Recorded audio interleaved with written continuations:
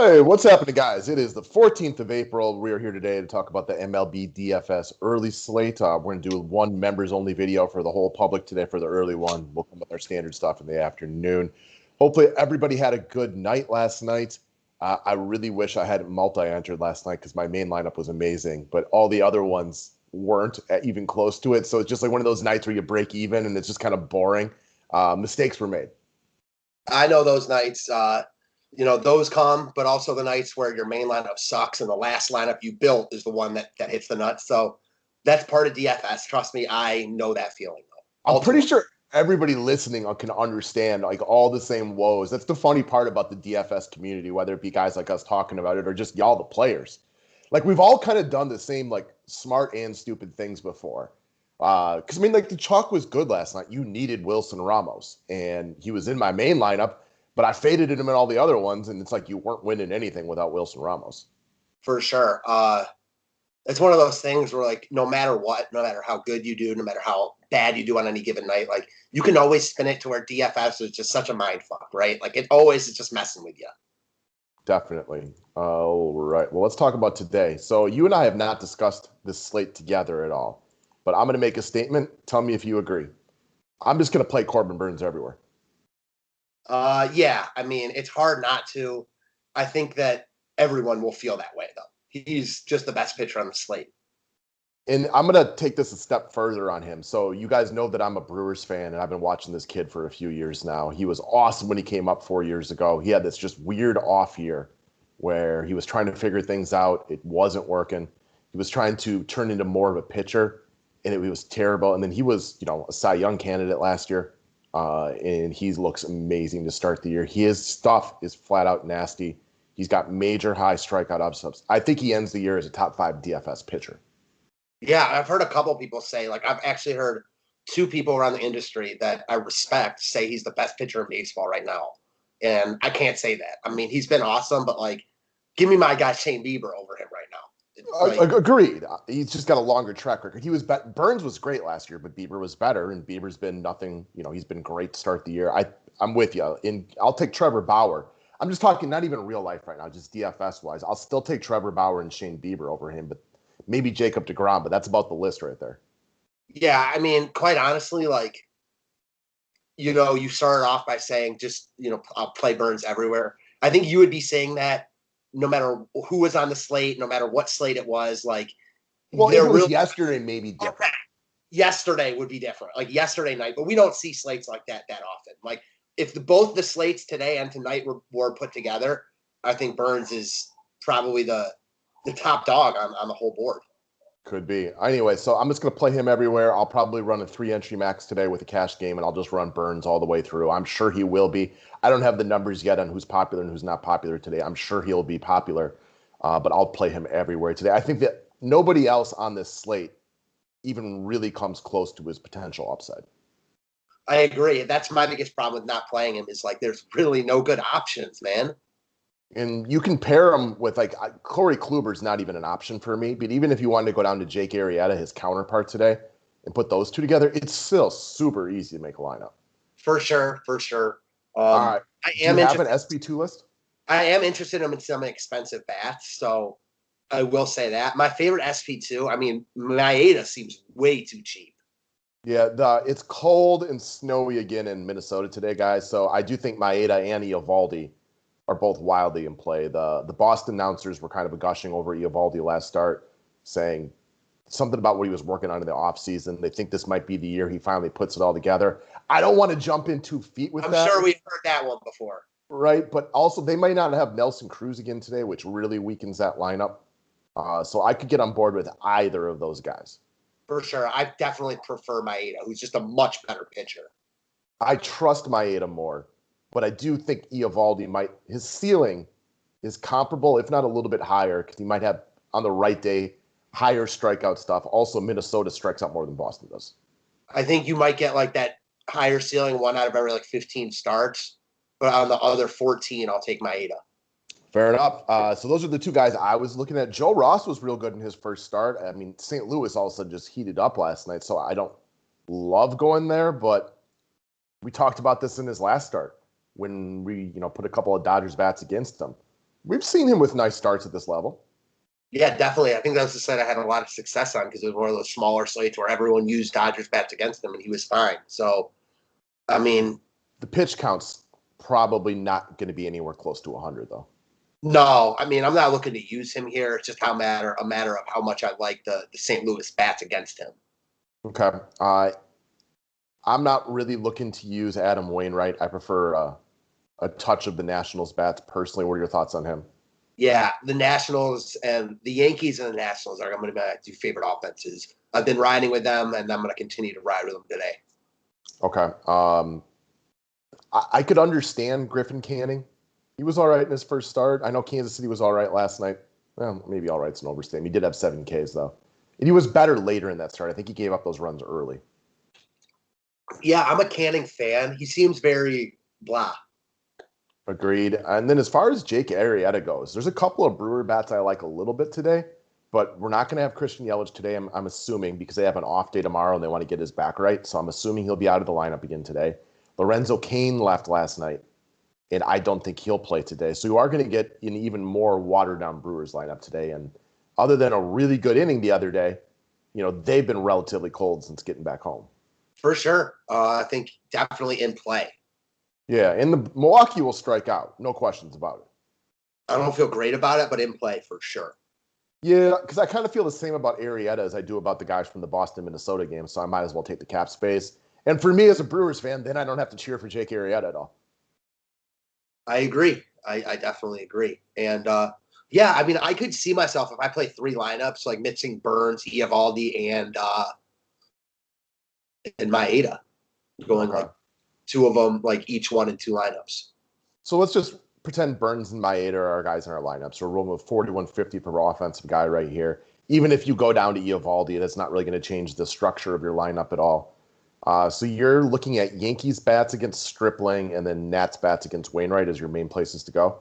Yeah, I mean, I think there's a couple different spots you can look at. I mean, the only guy I really wouldn't pick on this slate is Burns. So I think every other offense is pretty much in play, honestly. I got a question for you. So again, I don't have any like real ownership numbers on this one, and I'm not 100% sure where the public is trying to go. Thoughts on picking on Kluber with the Jays team that's really cheap today? Yeah, I get that. They just saw him too. I mean, I remember this start. I think it was last Saturday. No, that was Tampa. No, his first start was against Toronto. Sorry, I got him confused. Yep. Yeah, I've got no issues with that. You think Kluber gets love here? I don't think so. He was supposed to get more love last slate than we thought than he did, and he was really, really bad. So I don't think people are going to go that slate in tournaments. Was he? I had him in a tournament at like 25%. I thought I saw him at 40.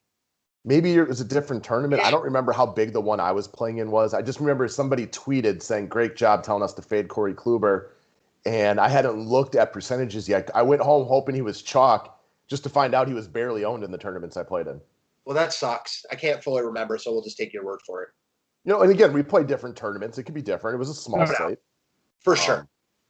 But Toronto is dirt cheap. And when ownership numbers come out, if you tell me they are like unowned today, I would be interested.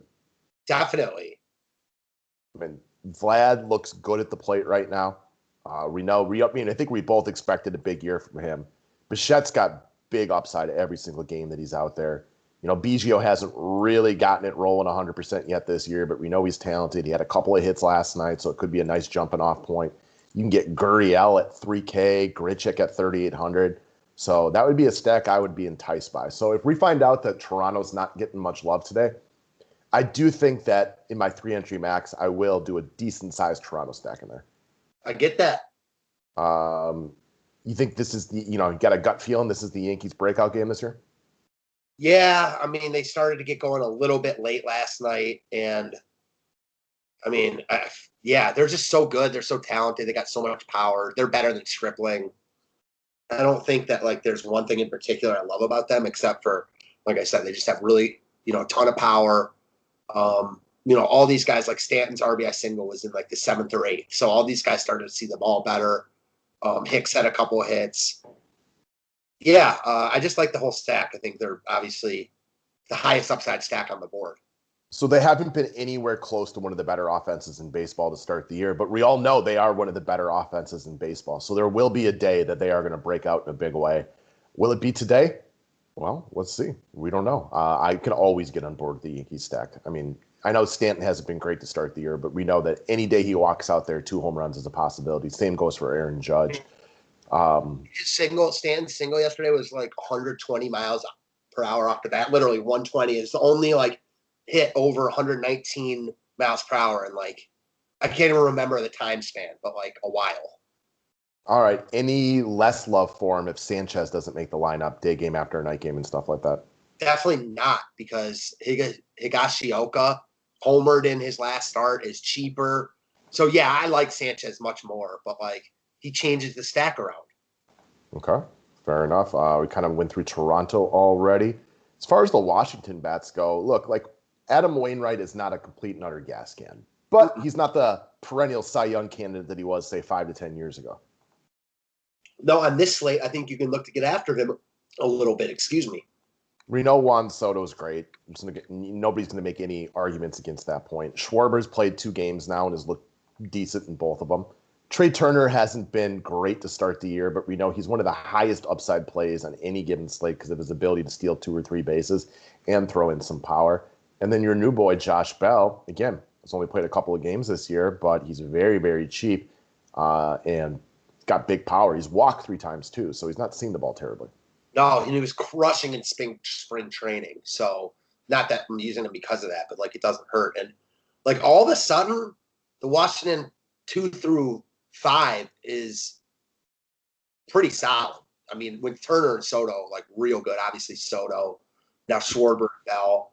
Like this lineup isn't awful. And even farther than that, you got like Starlin Castro. So yeah, I like the Washington lineup today. I'm second. I really thought about using an Arenado Goldschmidt mini stack yesterday, and of course I didn't pull the trigger, and they were awesome.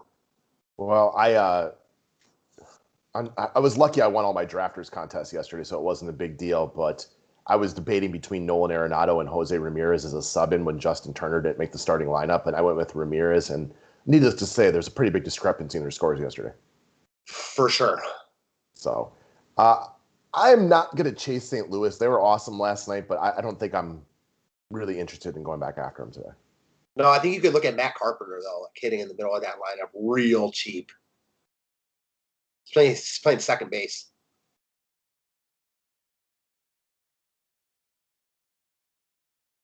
Got it. All right. So we touched on this game. As far as Milwaukee goes, again, I expect kind of a watered-down lineup today. But there are 2 guys I have some passing interest in. So Luis Urias got his confidence. He had a pinch hit the other day against the Cubs. He broke that inning open with a 3-run double. And then yesterday, hit a home run and then walked 3 times. And the Milwaukee announcers were gushing. They're like, man, this kid looks newly confident all of a sudden. Those were 4 of the best at-bats I've ever seen from him on a professional level. Seeing the ball perfectly. He's dirt cheap. I also don't think it's going to be a surprise if he's batting closer to the top of the lineup today, just as a heads up. Yeah, I always has been a fan of Urias, so I'm all about it. I mean, I don't love the Milwaukee stack, but all about that call. Yeah, I'm not trying to stack Milwaukee today, but the other guy, too, that I think will make the lineup today, who's off to a real nice start this season, is Billy McKinney.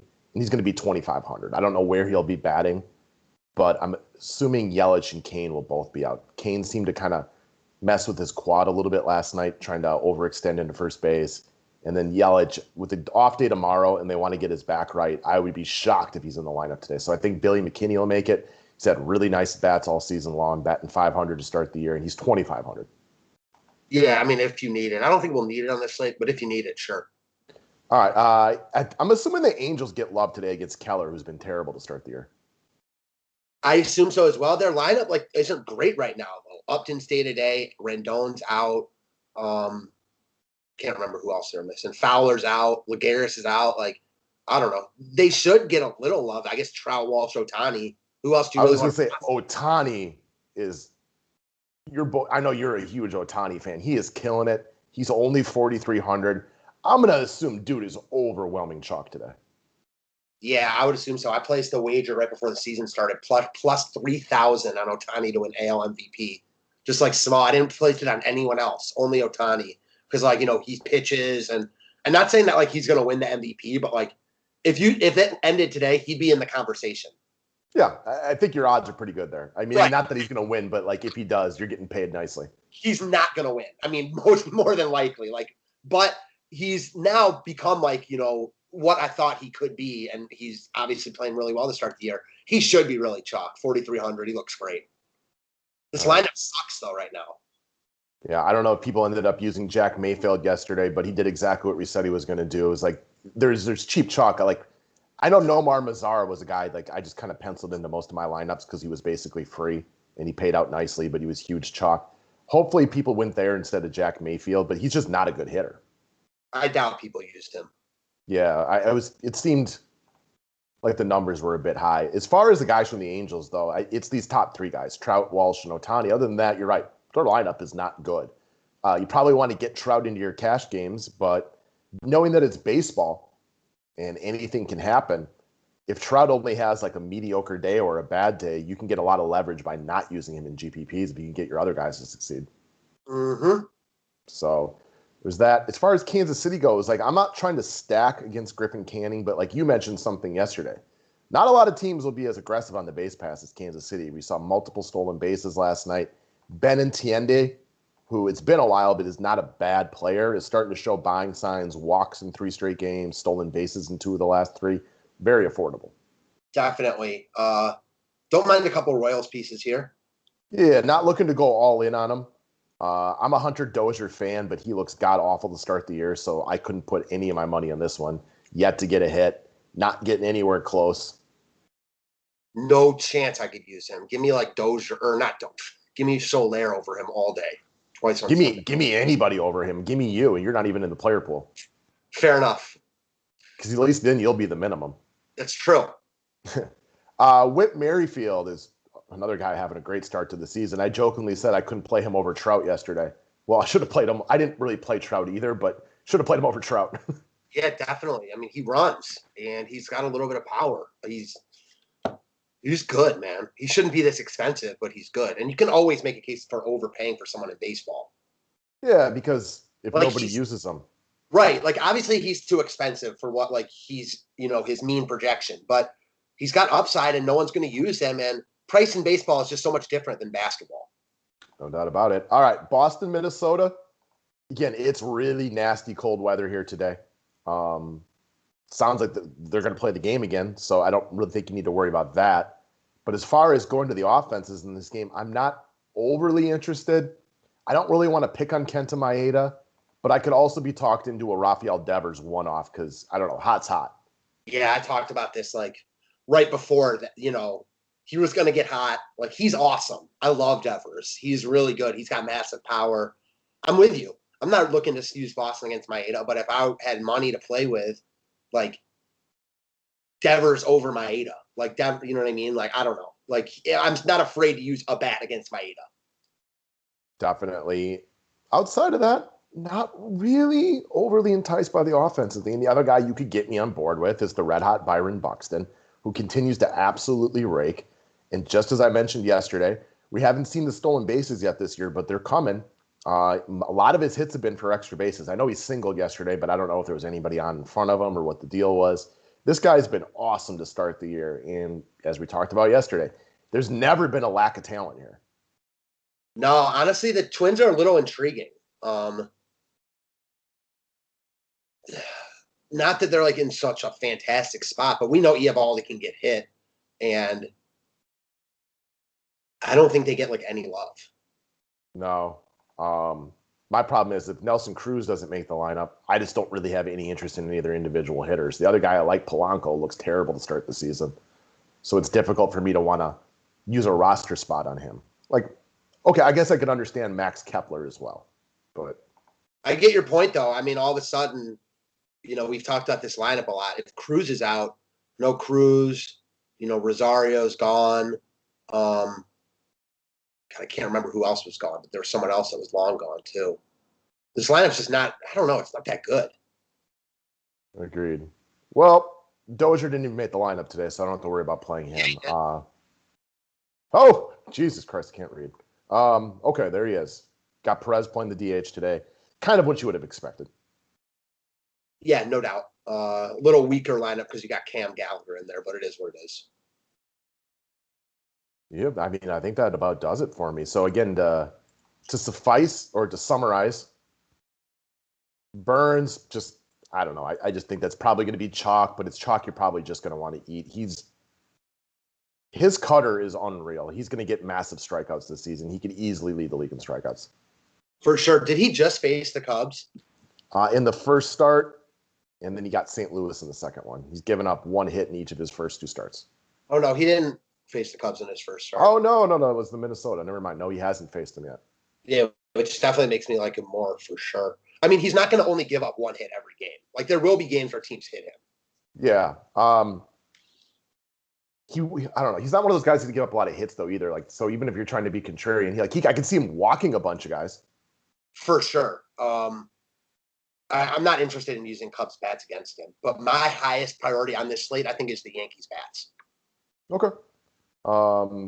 I don't feel as strongly about them as you do. I don't mind the Yankees bats though either. I'm more a little bit neutral on them. One thing, is there weather in any of these games? Doesn't appear to be. The only game that they even really mention the weather is Boston, Minnesota, because it's cold, low 40s temps. We know that's advantage pitching. Doesn't mean the pitching is going to kill it, but it's definitely advantage pitching in this situation. Other than that, we seem to be pretty ho-hum in all these games. Not too concerned. Toronto is a Florida game, so no weather issues there. St. Louis appears to be fine. Milwaukee's a dome. Should be all good.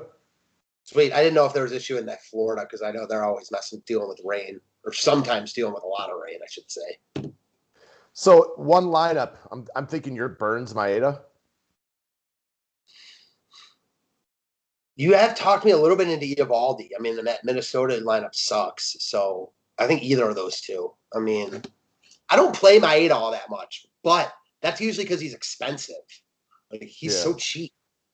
He's very affordable too. The other issue with Maeda is he's not a guy that typically goes 100 pitches, so it does limit his upside a little bit. I agree. On this particular slate, that doesn't really bother me just because I don't really see – like, I think Maeda, Eovaldi, Arrieta, I think there's a good chance a lot of these guys finish, like, between 15 and 18. I don't disagree with that statement at all. In fact, I very much agree with it. I think Corbin Burns as your SP1, if you don't go there, you're risking some upside because I completely agree on that second part. If you're making one lineup, you're definitely going to Burns. It's just what then again, I'm with you. Maeda, Eovaldi, Arrieta, I kind of have all sandwiched in, expecting somewhere between 12 and 20 points between all these guys. And I think there's a good opportunity that they'll all be fine. And you can go with any one of them. I definitely trust Maeda the most. Like, Maeda's a better pitcher than Arrieta. There's no reason he should be cheap. I can't believe that he's that much cheaper than Arrieta. Why? I think, pitch count, matchup with a strikeout-heavy Milwaukee team. I'll say this, it shouldn't, but like last night, like Luis Castillo he ended up being like okay, but like DK had him priced down for a reason, I guess. Yeah, I guess that's part of where my issues came from. In my main lineup, I just went with my ideal matchup of Bauer and Woodruff, but I didn't even mess with your boy Bieber, who was awesome. I used Bauer in like most of my lineups, but I used a bunch of Castillo instead of Woodruff in some other spots, and it's a bad first inning, right? Awful first inning. I used Castillo. I used Bauer. I used a little Bieber, and I used some Giolito.